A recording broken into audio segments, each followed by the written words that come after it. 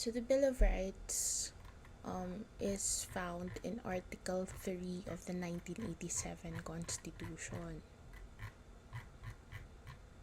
Okay.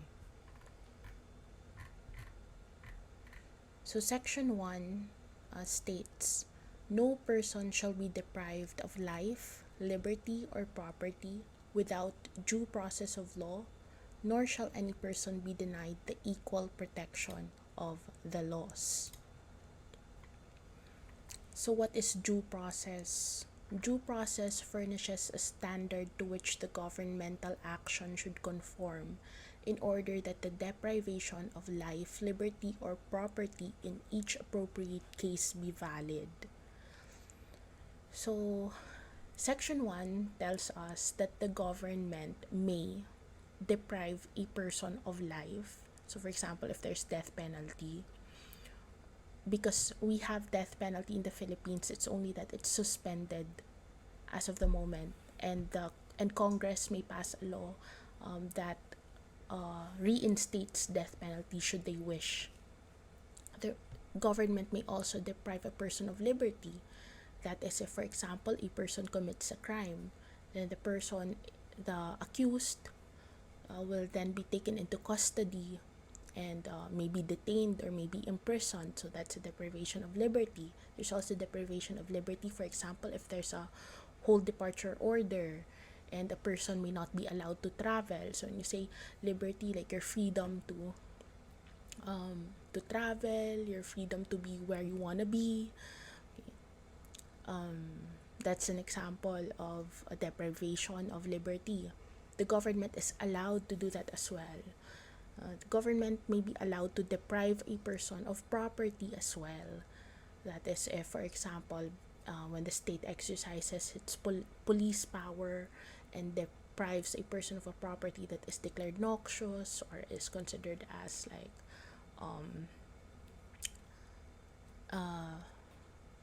an object of a crime, so it may be confiscated, it may even be destroyed. So even funds may be frozen, things like that. So property of an individual may be deprived. Another example is if the state exercises its power of eminent domain, meaning if the state wants to use your property for a public purpose, if it's a private property, then you don't have a choice. The state may get your property by virtue of its, or by exercising its power of eminent domain, provided that there is just compensation. Now, the concept of just compensation is necessary for the exercise of due process. What Section 1 says is that the government may deprive individuals or citizens of their life, liberty, or property, provided that there is due process of law and that any person should be afforded equal protection of the laws. So if there's no due process, if there's no equal protection of the laws, then no person can be deprived of life, liberty, or property. So only when there is due process and equal protection of the laws may a person be deprived of life, liberty, or property. So that is a limitation in the exercise of the powers of the state.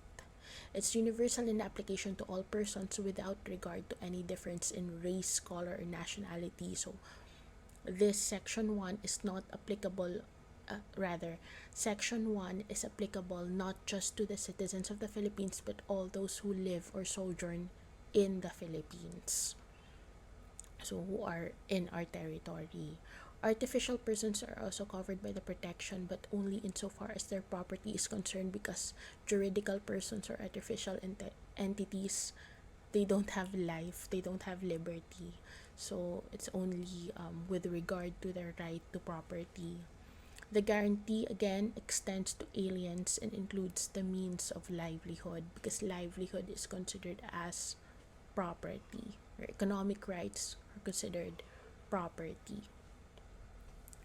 So, what is constitutional due process? It protects the individual from the government and assures him of his rights in criminal, civil, or administrative proceedings.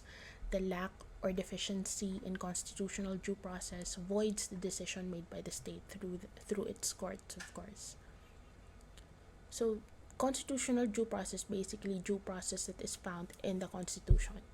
When you say statutory due process, it's found in the statutes or laws, and it protects, for example, employees from being unjustly terminated without just cause after notice and hearing. So that is a protection that is found in the labor code, not in the Constitution.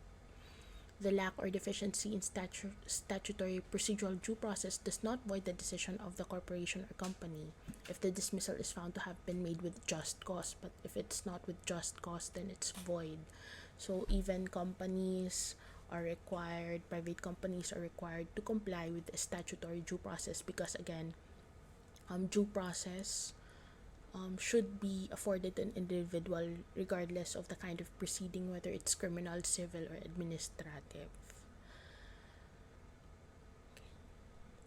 So, to make it simple, statutory due process, that's affording due process, and it's conferred upon by a statute or a law. It's required by a statute or a law. Constitutional due process, it's required by the Constitution.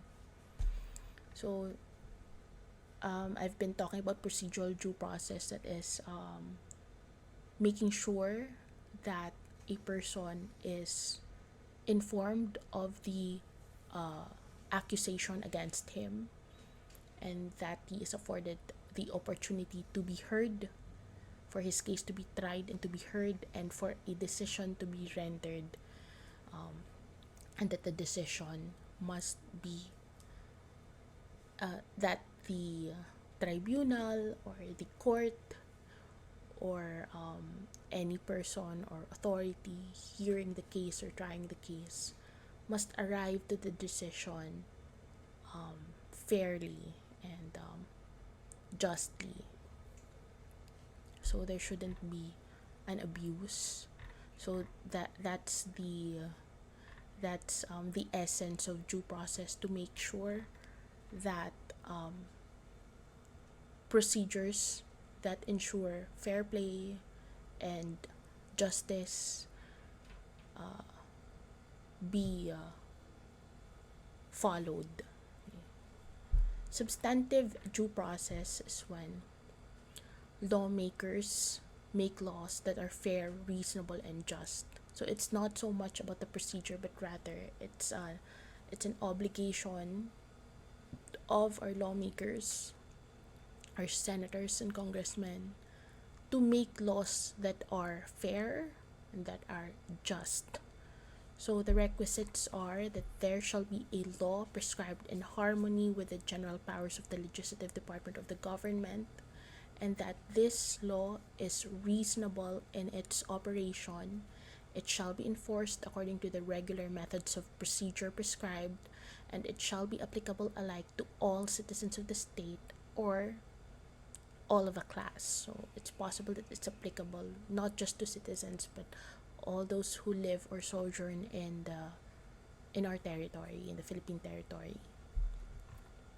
So expanded test of substantive due process. These are questions you ask to determine whether a certain law or statute passed substantive due process, or there is substantive due process. First, is there public interest, public purpose, or public welfare involved? Second, is the act reasonably necessary for the accomplishment of the legislature's purpose? Is it not unreasonable, arbitrary, or oppressive? Is there sufficient foundation or reason in connection with the manner involved, or has there been capricious use of legislative power? And lastly, can the aims conceived be achieved by the means used, or is not merely an unjustified interference? So for the first question, is there public interest, public purpose, public welfare involved? If yes, then that's good, okay.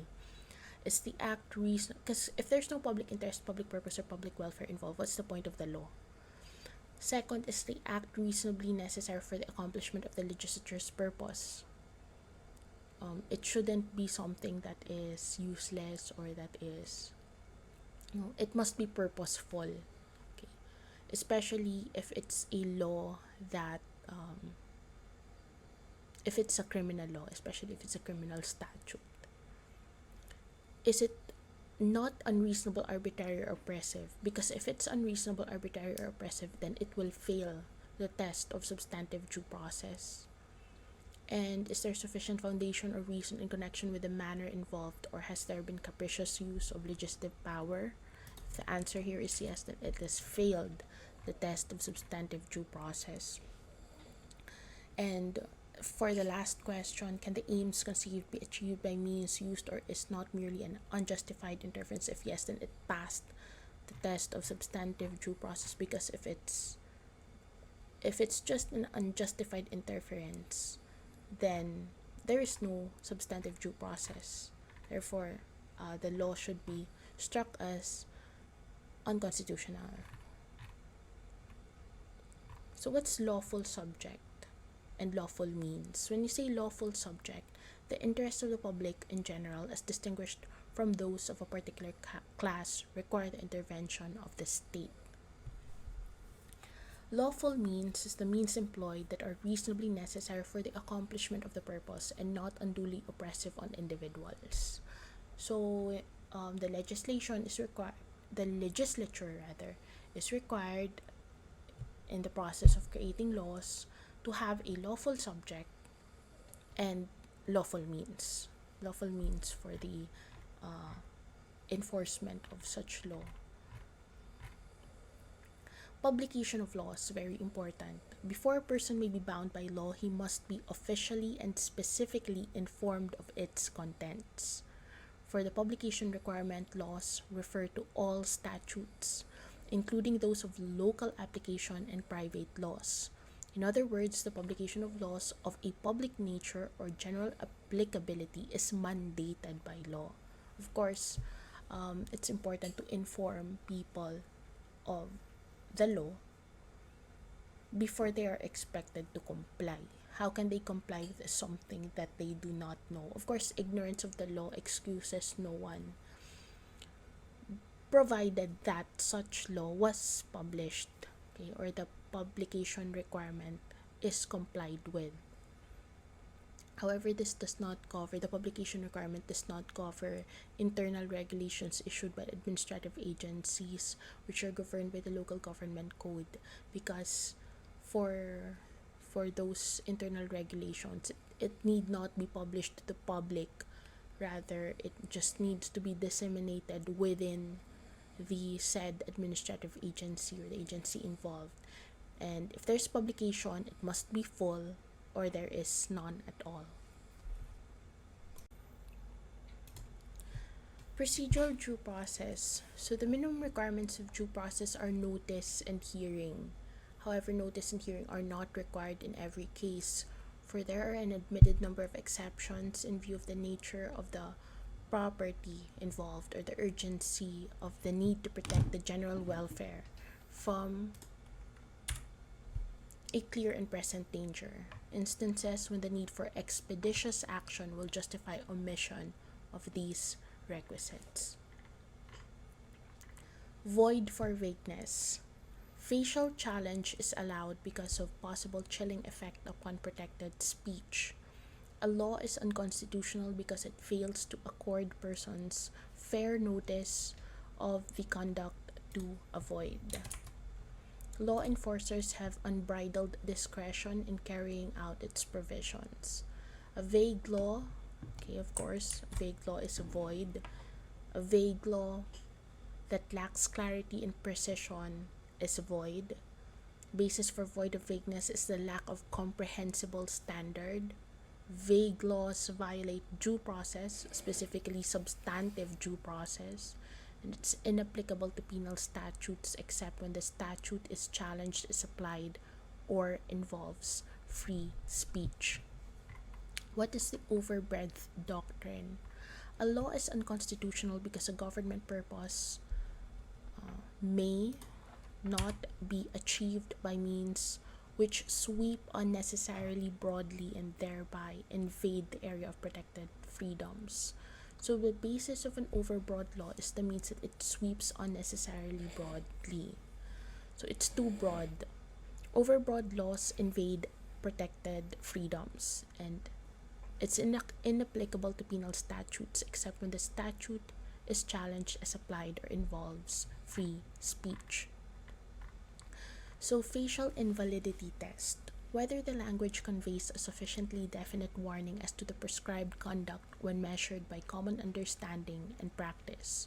A facial invalidation is an examination of the entire law, pinpointing its flaws and defects, not only on the basis of its actual operation to the parties, but also on the assumption or prediction that its very existence may cause others not before the court to refrain from constitutionally protected speech or activities.